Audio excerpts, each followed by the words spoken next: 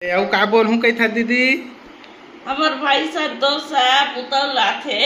हाँ दारू धर के तहा मन के थान ओकर तीनों बहिनी हाँ मत भी भाई के थान हाँ तब गुस्सा में तलवार लई काल थे तलवार लई काल वो मार के थे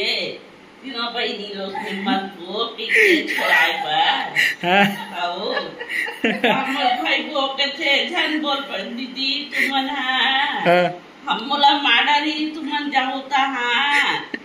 बोला था के ऐसे हमर भाई वो समझाते हमला हमर भाई बोल के था दे समझाए कर वो छोकरी ऐसे था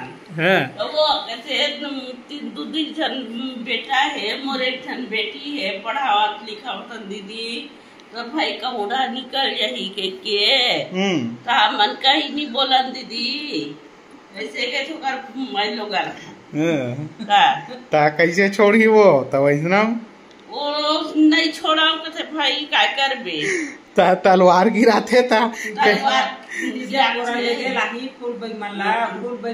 जब बोरा लेके बराही हमर भाई मन और ये अभी संतोष साथी जब राखी पे आ जाबो भाई मन ला अच्छा पहले महासमुंद में आबो दो जन भाई बांधे बर महासमुंद में जब गए आके